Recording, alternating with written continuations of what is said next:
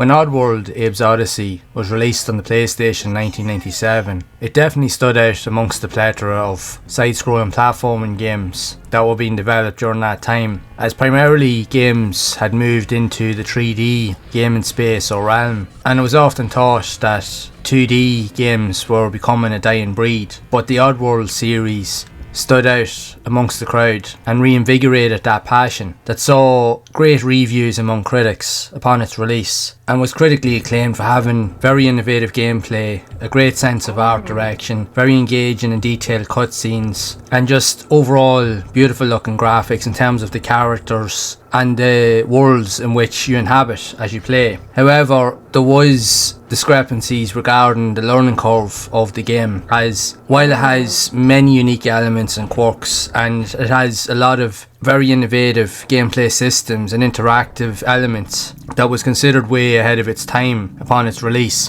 but it was due to the learning curve of the game that left it difficult for a casual or average player to get involved with the game, as it would require a lot of dedication and patience in order to figure out many of the intricate and unique elements that the game had to offer. Because while you had all of the typical running and platforming, avoiding traps, you had to engage with different characters in order to get them to follow you and to move into different areas in each of the levels, while avoiding enemy traps, machines, and also other enemies that would hunt you down if they seen you. But the game incorporated many different gameplay styles, as you also had the ability to distract enemies and other characters, but you also were able to use stealth in order to sneak around and avoid enemy detection. So you could sneak past sleeping enemies but also hide in shadows to avoid detection as well, which was groundbreaking really for its time. There was very few games that were able to incorporate so many different gameplay styles, and that's what made it stand out amongst the crowd. So much so that the game itself won many different awards. In 1997, being considered and nominated for Console Game of the Year. It was also considered to have the best voice acting in games at that time. It just generally was a really good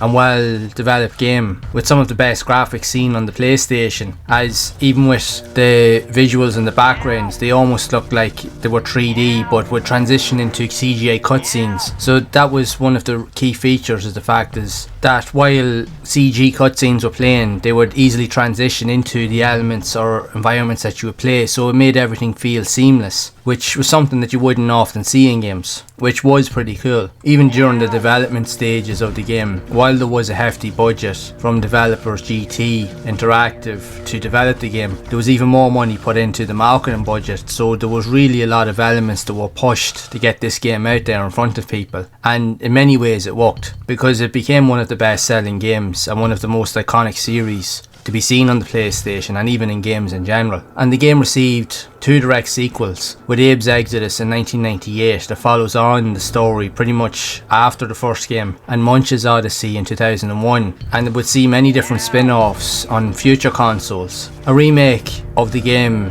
titled Oddworld New and Tasty was developed in 2014 that tries to retell the story but with a modern setting, but still keeps many of the unique traits and elements that were iconic within the original games themselves. My first introduction with Oddworld Abe's Oddysee was through a limited edition demo that came on one of the monthly UK PlayStation magazines. I remember it that month because at that time, the new demo that was coming out, because it was a limited demo, there was only one game on it, and that was the game that was part of the demo CD. Because in most cases, usually the monthly demo disc always consisted of a number of different games from different types of genres, and even many video or rolling demos as they would call them back in the day. So it was unusual to see a demo disc that only had one game on it, and you actually got to play through quite a good portion of the beginning section of Abe's Oddysee. But it gave you an introduction to the game, but it also showed you the level of detail that was on offer, which was truly astonishing for the PlayStation. But it also showed you how difficult the game was, but it was very funny in terms of the characteristics, where you had to use different button combinations in order to interact with people. You could also highlight different emotions with Abe, where he could get angry, he could laugh, he could giggle, he would fart. If you press certain buttons, you could get him to call over other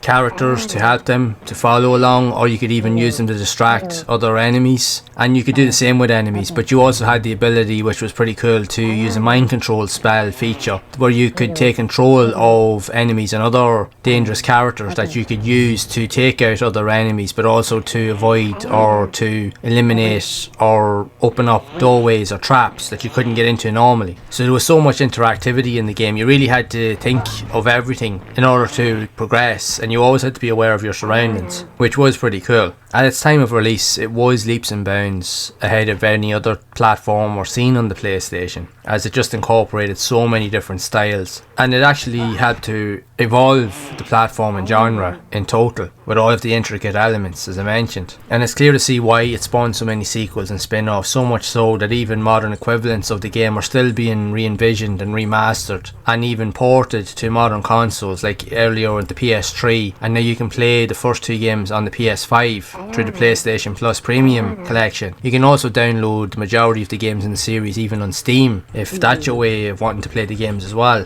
So there's so many different ways to play these iconic games. But leading back to the story, it evolves around Abe trying desperately to escape the confines of the factory where he works after discovering that the owners are going to use Abe's race of beings as a means of food and slaughter them like as if they were nothing. So it's his job to not only escape but to also help his friends to escape as well and save his entire race from extinction. So that also adds into the whole dynamic of the gameplay setting as well. With the game being on record, as of December 2012, the original game itself sold over 3.5 million copies worldwide, making it one of the best selling PlayStation video games of all time. So it's easy to see why there's so much love for the series. It is an iconic classic that has stood the test of time, and it's still great looking even by today's standards. When you look at the visuals, it really has stood out, and even getting to play it through emulation on modern systems is definitely a good way to revisit it in all respects. But it is challenging. It's not one of those games that you will find yourself just picking up and playing it in short bursts. You would have to dedicate time to this game, as there's so many intricate elements and control systems and interactive pieces that you need to master in order to really accomplish tasks in the game, in order to progress and complete the story. But if that's something you're into, then Oddworld Abe's Oddysee will definitely be the game for you. And I would love to know your thoughts of the first game in this iconic series, or even any of the games in the series in general, and what do you think of it overall? Are you a fan of the series, or maybe not so much? Be sure to share it in the comments below. And if you would like to see another video on the sequel, Abe's Exodus, I will link to it here on the screen so that you can see it in all its glory, so that you can understand the continuation of this iconic series. And as always, keep those gaming memories alive.